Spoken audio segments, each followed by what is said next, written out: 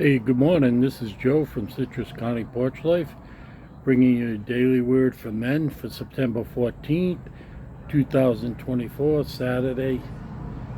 And the word is driven.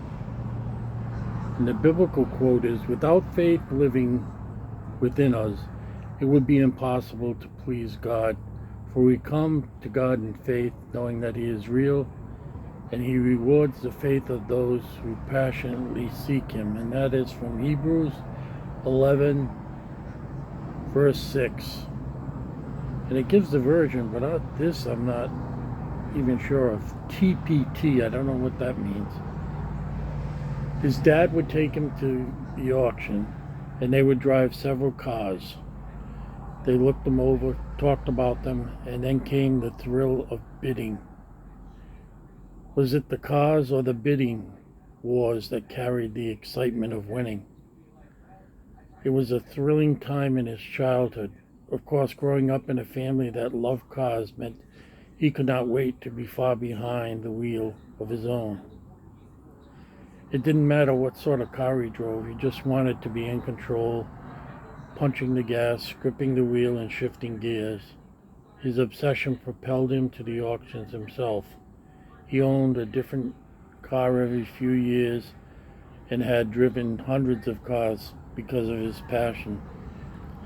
We all have desires that help determine a path in our lives. Sometimes they are realized, and other times they are fleeting. But we can be sure that every person is compelled to do something. When we are not motivated, we end up in lethargy and apathy, and this can have negative consequences. God never intends this for our lives. He desires us to be fulfilled and focused. And the question for us is, what drives you in life? Well, one thing I can say is I'm not quite as exuberant as this guy about cars. I bought a brand new Toyota Yaris. I bought it in 2006. It was a 2007. And I've had it all these years. I still have it. I still drive it around.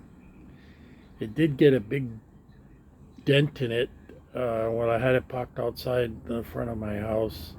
I think it was one of the maintenance guys. He may not have even noticed he did it. And it's so old, I'm not going to have it fixed. I'll just leave it there. And, I've had it now 17 years, so 18 years. 2006 and 2024 is 18 years. I think the acquisition of knowledge, I'm interested in everything. My areas of study were mathematics and physics. And then I changed careers and went into nursing. I like health. I like health-related topics. I like the interaction between math and technical stuff and nursing. I've had jobs at the very technical end, programming electronic medical records. I've also, that there are things that every nurse has to learn, and they're usually called math for meds or math for nursing. And I've edited books on that. Technical stuff, I just love it. The more technical, the harder it is.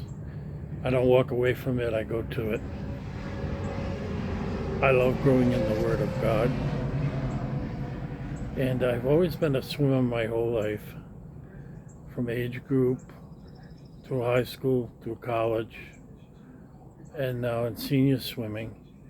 I got scholarships, so I never had the burden of college debt because I got a scholarship for swimming. And it's carried me through. It's an excellent exercise, and while I do walk, I don't run.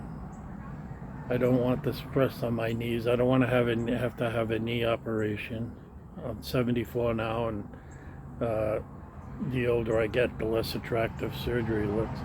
So you don't have the stress on your joints. So I'm driven towards swimming, any chance I get in the pool, even if it's only a couple of laps, just to keep moving. Because as a nurse, I've seen what immobility does to people, and I'm glad God has kept me this mobile so far in my lifetime. I'm slower, definitely slower, but there's a freedom when I jump in that water of not feeling the pressure or anything.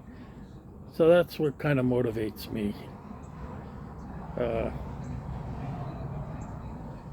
So I wish you all a very good Saturday. Stay safe, and we will talk to you tomorrow.